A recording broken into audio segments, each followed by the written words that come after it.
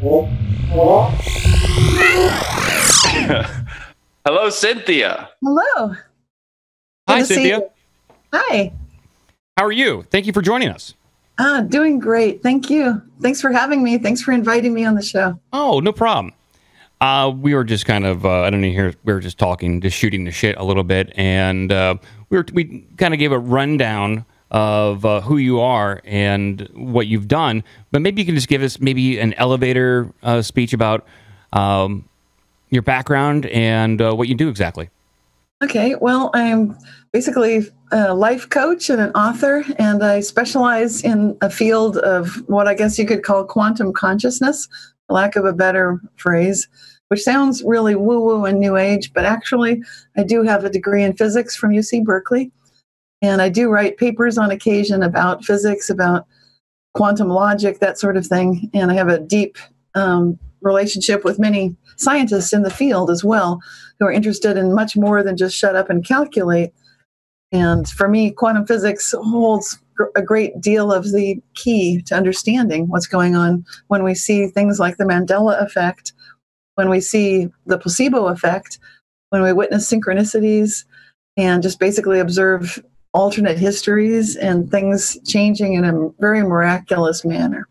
That's awesome. I'm kind of want to gut check the quantum physics thing. All I remember learning about it is that at the quantum level, quantums behave differently when observed, which is something that if the quantum is smaller than the atom, then this tells us a lot about how the tree falls in the wood thing maybe kind of impacts people. You know what I mean? Yes. If there's no one there to hear it or watch it. Sorry. Yeah, exactly. And then, of course, the caution that we get from quantum physicists themselves historically have been that we can't generalize to that level, and quantum physics is only quantum physics, yada, yada, yada. But having said all that, the truth is exactly what you're saying, that the observer makes a huge difference. In fact, plays a pivotal role, and you can't discount that when an observation happens, and the role of the observer is quite intrinsic to quantum physics itself. There's no way to pull that apart and to suddenly say that, no, you can have the pillars, the assumption pillars that we had used for so long with classical physics that seemed like they were doing so well. In other words, that we could have an objective observer that had nothing to do with what was happening experimentally. That is not the case at all. And it completely changes everything to observe that quantum particle, which could be an electron, could be a photon, something tiny, like you said, that's smaller than the atom. And so the other piece of this is that what's happening on that atomic tiny scale absolutely matters everywhere. And it's not just happening only in that very teeny tiny so-called realm. It is happening everywhere, and everything is connected at that level. So these are the sort of the dirty secrets of quantum physics, shall we say, because it's very easy for some people to get up on a high horse and say, you can't generalize like this. You can't call it quantum consciousness. You can't say that your observation is having an effect globally or on a bigger level than simply this one experiment right here. But I think it's pretty obvious you can say that. And we do have enough experimental evidence to suggest that is the case. When it comes to observing events and people remembering stuff, like the Mandela effect, I think anybody who watches this show will probably know what that is. But there's been a recent one going around where people remember Ed McMahon of the Johnny Carson show working and delivering giant checks to people for the Publishers Clearinghouse. But it turns out he did not work for Publishers Clearinghouse, that he was actually a spokesperson for American Family Publishers. And, that's a very kind of benign kind of like Mandela effect. Are there any larger ones, or what does that really mean? Why should I care whether or not Ed McMahon worked for something that was just a few off? What does that really mean for us as people living on Earth in this reality? Well, for me, if you recognize, number one, that this could be a real phenomenon instead of just mistaken impressions or confusion of the memory, And that's the huge leap here, because for people that hear that example and think, well, it's obvious, you got those two businesses mixed up. So in that case, they're not going to go any further with us in this, in what this means for us. But the implications are truly mind-blowing and staggering and huge, and very positive for all of humanity and for dealing with all the chaos and crises that we face on Earth. But just sticking with this one example, it's brilliant. The Ed McMahon one, I think people in America can relate to it. Maybe it's not such a powerful thing for those living in Europe or Asia, but in North America, here in America, I remember Ed McMahon with a giant check. It was an unmistakable image. It was something of a meme. So it's something that takes on kind of a life of its own, because people daydream about it. And you might tell your friends, wouldn't it be great if you get home and you see Ed McMahon on the front porch or something with this giant check? It's kind of something that people would talk about, laugh about. And so it had relevance in our culture. That's why it's significant. And to suddenly say, oh, that was never the case. There were no giant checks. In fact, he didn't even work for that company. He worked for whatever, I can't even think of what it was, supposedly. American publishing company, something like that. It's similar, but not exact. I remember him. I remember it the way everyone else remembers it. Yes. And like, I believe that there's different things going on. I have a bunch of different memories that I can't really place, and no one else can verify that I remembered it that way. So am I jumping into different realities, or am I jumping with people? How do I jump into a new reality with somebody? And how do you really measure that? Right. Well, what's happening, this gets we're going deep pretty fast, but what I think is happening is that we are entangled with others that we're connected with in various ways, like family members, friends, people you love, people you care about. So you might notice just a synchronicity with a friend, for example, where you both think of each other at the same time, and then the phone rings and your friend is calling you, or maybe you're calling them and they're right there and pick it right up, and they're not busy like you thought they were. This was more relevant before cell phones, but now everybody's got their phone with them. But that used to be a big deal. I guess that dates me a bit. So that's one way to notice the entanglement. But you know what I mean about the synchronicity. So these kind of random Mandela effects are happening on a global scale, and they're happening to large groups of people at the same time. So in Asia, they get their Mandela effects. In Europe, they've got some that are specific to their area. We've got some that are global, having to do with things like Star Wars and so forth, some political figures. And what's really going on is that to those who are closely, I don't want to get too technical, but there's something called quantum Zeno effect. It's like the watched pot never boils. And it's very real within quantum physics that you can absolutely lock a quantum system into a particular state by observing it constantly. Kind of like your OCD, and you're just checking that system. That's a way to lock it in place. And in a sense, we're doing that with some things. And so what I notice is when history changes a little bit with regard to Publishers Clearinghouse or whatever Mandela effect registers for a group of people, you're noticing that group of people has, like you said, together, collectively experienced something very different than where we currently acknowledge that the historical facts would tell us has always been true. Putting quotes around it, because obviously some of us remember things differently. And so... Yeah. This is so fascinating to me, because you bring up the mundane of them. And I think one of the big ones that a lot of people were introduced to the Mandela effect here in the United States was the Berenstain Bears one, and how it was spelled. And that's another one where it was just kind of mundane. It was like, wait, was it A or was it E? Or, and so people kind of were like, the Mandela effect became popularized, at least for me, then, because for my age group, and I think probably a little younger, a little older, they all remember Berenstain Bears. And I think for something mundane, it doesn't mean a whole lot. But when you take a quote like from like Orwell, for example, where he says, who controls the past controls the future, who controls the present controls the past. There's something interesting about how this is happening, why this is happening. Is there anything in control of it? Yes, we actually are, but then it gets to the point of who are we? That's really the central question that's implicit in the observer in the physics experiments to begin with. Who is the observer, and what does that mean? What is consciousness? So these kind of questions are very they're telling because they indicate that we may have been assuming a lot about ourselves, but in truth, what I notice is that we've got levels of awareness. Certainly, we do within each of ourselves. You can notice you've got your subconscious, your gut feelings. That really drives what you need, and that actually completely controls what you're about to experience, whether it's a great fear or a great desire. Those things that you most need, you will get. And then there's that part of you that's your heart and what you love, what you care about, and that part of you. Sometimes people say they're guided by their heart. They shouldn't have listened to their heart. They should have listened to their head or whatever. And you'll notice things are different from that heart perspective. And then you can look at it simplistically, like you're just doing everything analytically, sticking with the facts, what's absolutely known for sure.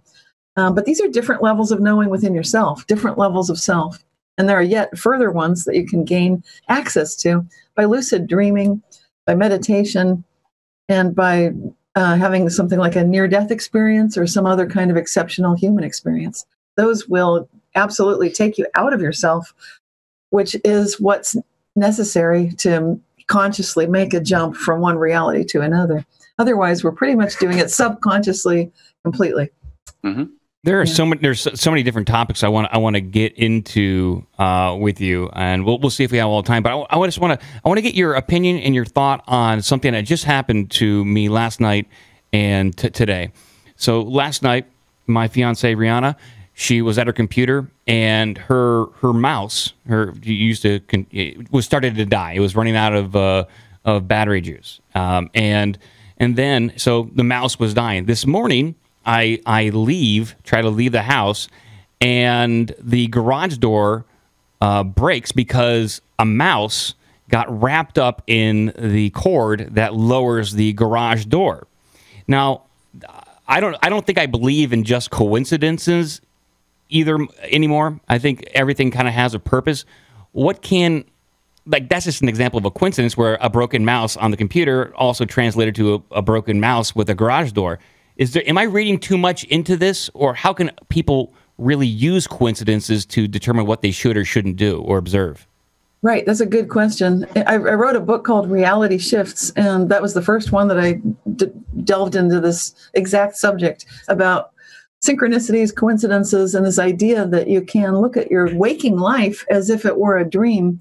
Sometimes the synchronicities that pop up can be quite telling and quite symbolic. So there's some sort of a language of the subconscious, if you will, because what are the odds that you'd have two versions of broken mouse? Yeah, exactly.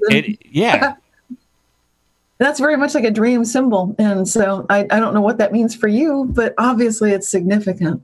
And that's the way that our events unfold in our lives is driven, again, on this very subconscious level, which is the language of dreams, which is why when you learn to wake up in your daily life, such as when you're dreaming, to do a lucid dream is basically to wake up within the dream and recognize I am dreaming. And from that point, you can start experiencing everything in the dream on a very different level of self. So no longer are you the pawn in the game, but you're the player, you know. You can move with intent. I've only lucid dreamed once, and it was one of the best experiences of my life. But I know that there's a whole group of people that practice trying to do this. Is this something you have been able to replicate or practice or do, or is there advice for people who want to try it? Yeah, it's lucid dreaming is something that we all have access to, and it starts with starting to pay attention to your dreams to begin with. A lot of people think they don't dream, or usually it's because they don't get enough sleep, or have too much stress, or just don't have the ability to be quiet when they first wake up to reflect, meditate, and write down their dreams. Because once you need to start with that basic process first and just get into the habit of talking about your dreams, writing them down, something like that. And then from there, the next step is pretty simple. Just intend as you go to sleep each night that tonight I will wake up inside my dream. So, and then of course there are books on the subject. Group, like you said, there are groups of people that do this. There are lots of resources right now, thanks to the internet, for people to dive in and get going with it. But what I'm talking about with synchronicities in daily life is taking that a step further and waking up within your waking life, which is it's the natural progression beyond lucid dreaming. It's just lucid living. Yeah, I think there's a lot of people who are kind of just going through the motions in real life. Yes, for sure. So, and we've had our moments. I think each one of us has moments when we're on autopilot, and Sure. you might not know how you got where you are or what's happening. Yeah, We get so busy. You've come to this realization. I hate to lump it all together, but the reality shifting and also using positive intentions and emotions to try to manifest what you want in life. You've discovered this. There's been other people like Dr. Joe Dispenza. He talks in a very similar way. Teaches very similar things. Is it possible, or is it happening now, that there are more evil people or secret organizations using the power of thought, emotion, and intention for bad purposes? Like a conspiracy. I'm talking about conspiracies here. Well, my preference when it comes to this, my whole approach is to take a spiritual one, which is, it doesn't really matter. I'm not advocating any particular religion or spiritual path, but I think all of us are aware of, like you said, evil. Well, the flip side of evil would be ultimate good. And when you make a daily choice to put yourself in service to ultimate good, whatever you call that, the universe, source, divine source, what have you, it totally radically changes your life. And then I do this personally for myself, because then the type of reality shifts I experience are consistently more enjoyable than because I actually hear firsthand reports from people that take a magical approach where they, for example, try to change one thing. I got an email from a person who tried to do that today. I got the email today. This person had been trying to work on getting rid of a gang that was actively harassing this individual and succeeded, and is now in a different reality. But now there's a different kind of a creepy person stalking the individual, and also their family members say that they don't seem like they're the same person anymore. So wow, I think, yeah, you can. I think so. When you talk about evil, it's kind of interesting. I think evil is like dirt, and you have a constant, never-ending process of cleaning your home, getting the dirt out, doing dishes, doing laundry. People don't like cleaning. It's not very glamorous. But to me, that's the equivalent of what you call evil. That is basically equivalent to dirt. And what you're intending with your overall intentions, if you intend to go for more clean or good or bright or loving, caring, compassionate. We know what good is: joyful, supportive, empathetic, kind, all these qualities that we associate with goodness. And you put yourself in alignment with that. And instead of targeting specific selfish interests on your part, I find my results are much better. So that's my personal approach. And then it doesn't matter how many evil, nefarious plots might be hatching and how many evil doers there might be, because they have nothing on what overall those of us who are choosing something higher are up to. The only reason I brought it up, the CIA is always trying to get an angle on their opponents or America's enemies, ranging from the remote viewing program. So I was just curious that you found that focusing on the greater good gets better results than selfish gains. And I think that's generally how people are. That's one of the things. I think people broadly try really hard to be good, and they make dumb mistakes a lot of times, whether it's out of ignorance or just oversight or sloppiness or clumsiness or something like that. It wasn't until I watched this, I don't want to go off on a tangent, this Fire Festival documentary on Netflix that talks about this guy who there's like some people who they just literally are so incapable of being good that you're like, oh my God, like, how do you even combat this? But it sounds like your point is that there's so much more of those people out there hoping for the goodness of humanity and the earth and so forth, that that's how we've actually been able to get this far.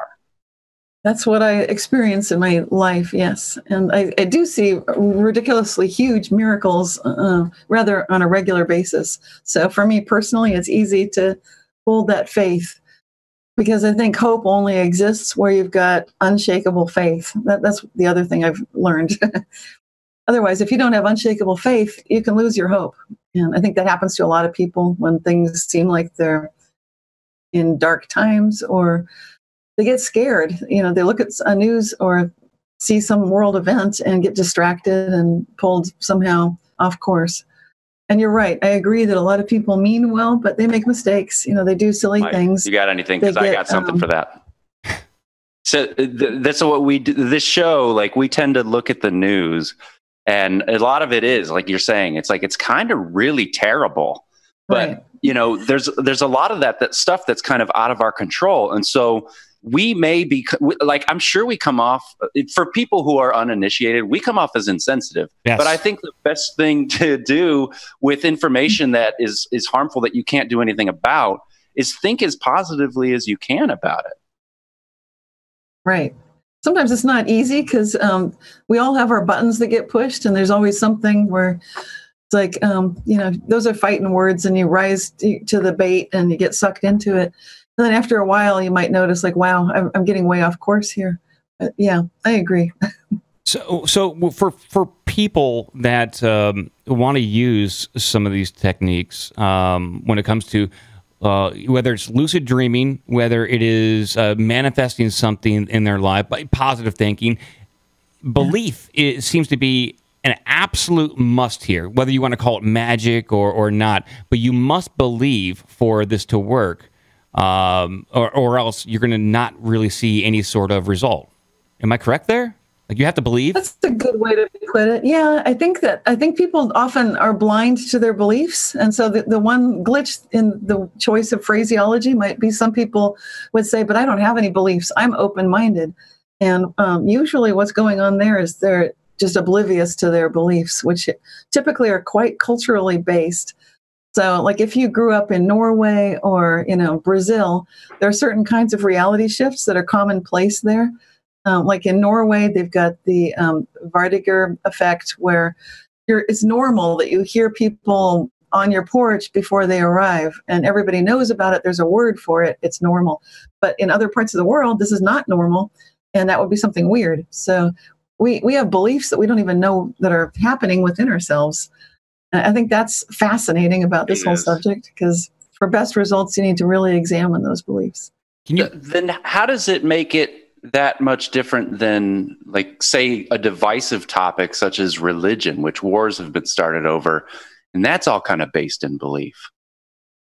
You mean what's the advantage of having beliefs or not having them? I believe open-mindedness is actually quite good. And in terms of good results, if you're not open-minded, you can be judgmental and interpret things differently than they were meant to be. And as terms of wars and religions and so forth, I think it's been simplified when people say it's the religion that was causing it. Actually, I think it's more tribalism that's going on. And so they can band together around a flag or a religion, but it's usually a tribal situation of some sort.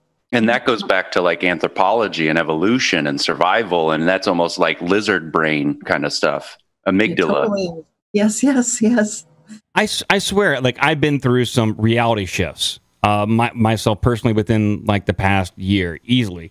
But it's tough to convey. I was hoping that maybe you could tell us and everyone of a reality shift that you experienced recently, to kind of. Are we using the term reality shift in the same way as the Mandela effect? Yes. To me, they're both pretty equivalent. There's a slight subtle difference, which I coined that phrase reality shift, but I'm not the first to use it. PMH Atwater first put that term in her book, Future Memory, but I didn't know it at the time. Back when the internet was in its infancy in the 1990s, I was just looking for other people that may have experienced these things. So I called it reality shifts, as I was trying to find out who else is noticing this phenomenon.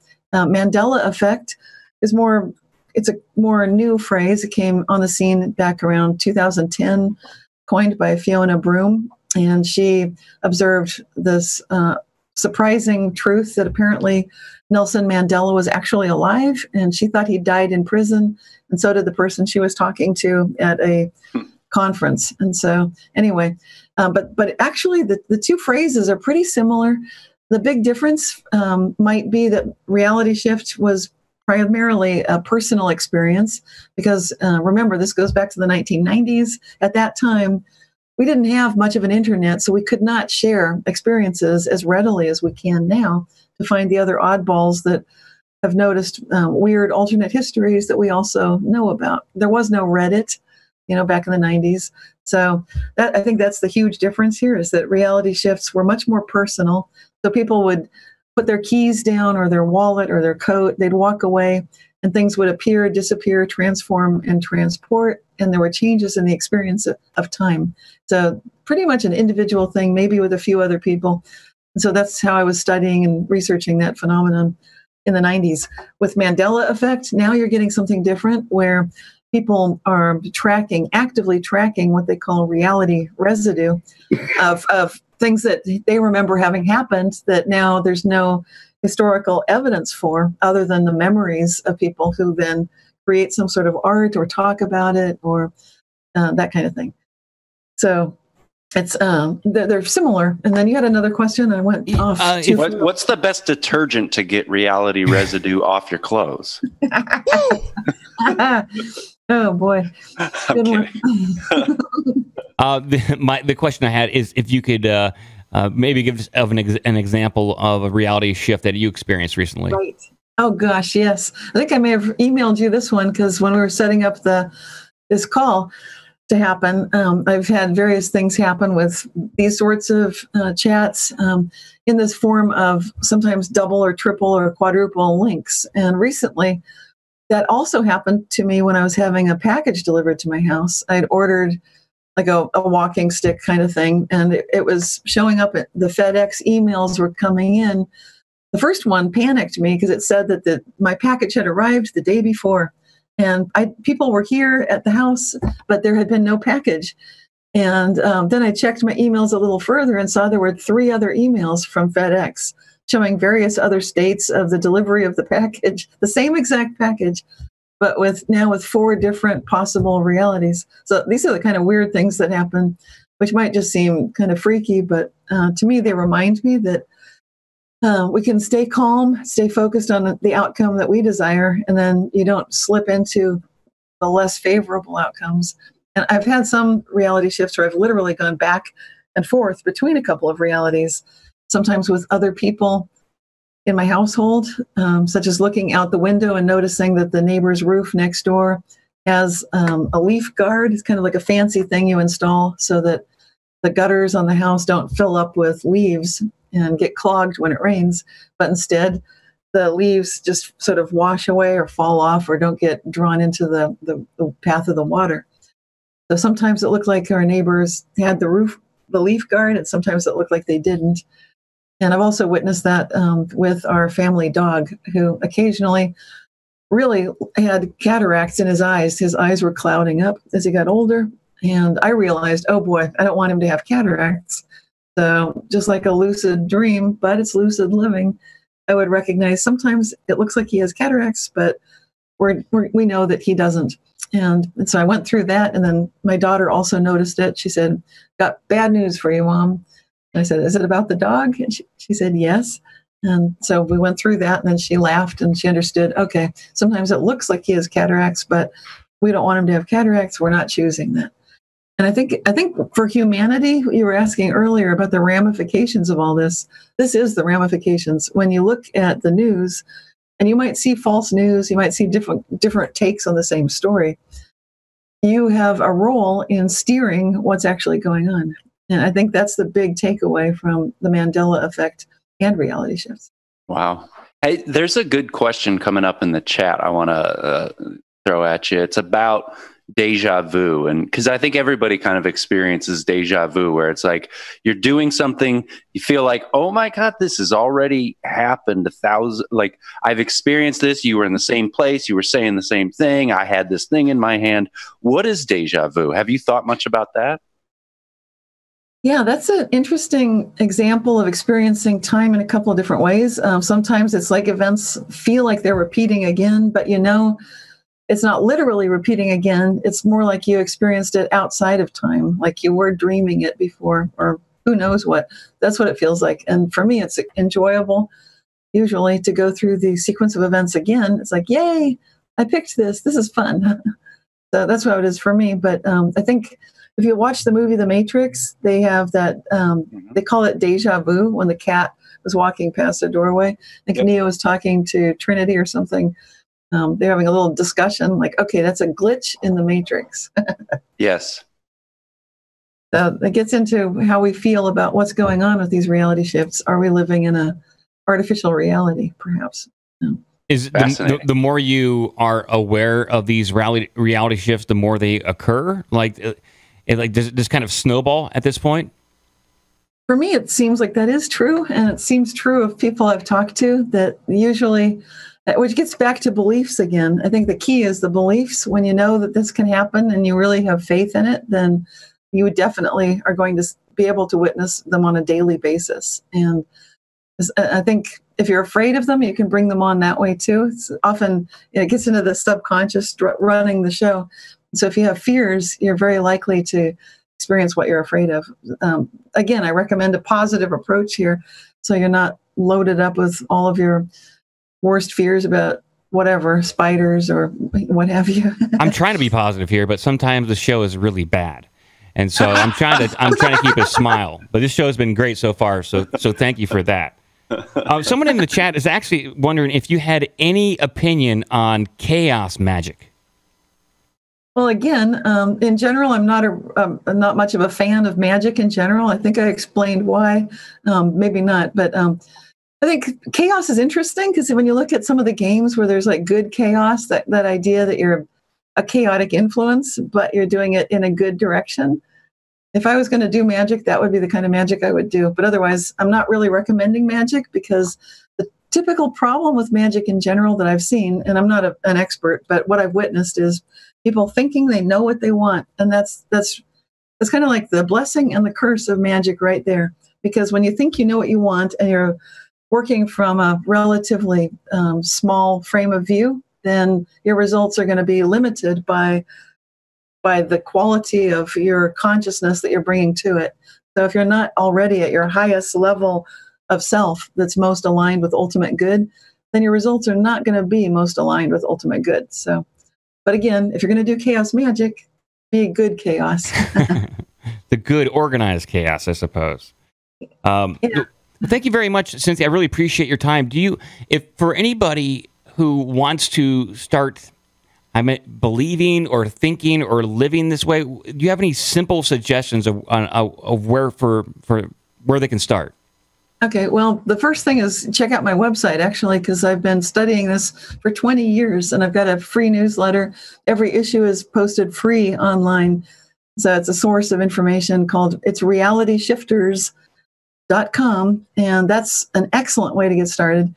And then I've got books that I've written as well. That Reality Shifts book is the one I've been talking about. My newest book is called Quantum Jumps. And that one is a little less embarrassing in case your parents or your friends or somebody respectable sees it, because it's more based in the science. It gets much more, it's less of the lucid dreaming and all that stuff that Reality Shifts gets into, which is pretty cool. But it gets more into the physics behind it and some of the placebo science that we now have, as well as what the ideas of how we might be literally jumping through wormholes, for example, and how we can travel in the form of consciousness according to what we know about science. It's mind-blowing, and I recommend everyone checking out her website, get some of her books, listen to her talk. This is, if people can wrap their head around this, we could have such an amazing world. Yes. Yeah. It already is amazing. We can make it better. Thanks for making the time. This has been super interesting. People in the chat were talking about like, whoa, I'm going to have to come back and listen to this when there's not so many distractions around. It's deep. So thank you so much for helping walk us through it, because it's not often we have smart people on the show, because it's usually just Mike and I. Yeah, it's just usually us. You guys are pretty smart, though. Thank you. Thank you, Cynthia. We really appreciate your time, and I'm going to send you a follow-up email. Awesome. Thanks so much. All right. Thank you. Bye. Have a good night. Well, Joe, Bye. you just want to take a little break here, Joe. I need to fill up my water, and then we'll be back in 5 minutes, everyone. Thank you. Yes. If you want to join the Slack or Discord, give us an email at ourbigdumbmouth@gmail.com. Check out obdmpod.com for all the social media and donation links. Be a part of the magic.